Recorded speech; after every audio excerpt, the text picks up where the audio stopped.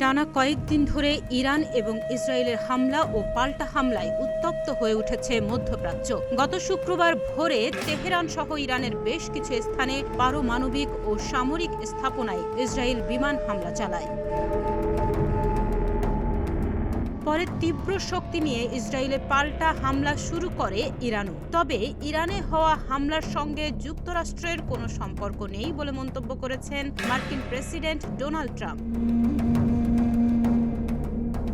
একই সঙ্গে ইরান যুক্তরাষ্ট্রকে আক্রমণ করলে মার্কিন সামরিক বাহিনী এমন প্রতিশোধ নেবে যা আগে কখনো দেখা যায়নি বলেও তেহরানকে হুঁশিয়ারি দিয়েছেন তিনি। রোববার এই তথ্য জানিয়েছে সংবাদ মাধ্যম আল জাজিরা।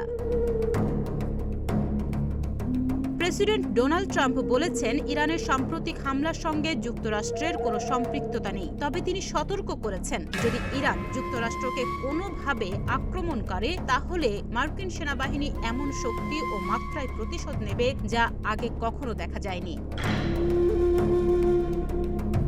এই বক্তব্য তিনি ট্রুথ সোশ্যাল নামের সামাজিক যোগাযোগ মাধ্যমে পোস্ট করেন। সেখানে তিনি আরও বলেন, তবে চাইলেই আমরা ইরান ও ইসরায়েলের মধ্যে সহজেই একটা চুক্তি করাতে পারি এবং এই রক্তক্ষয়ী সংঘাতের অবসান ঘটাতে পারি।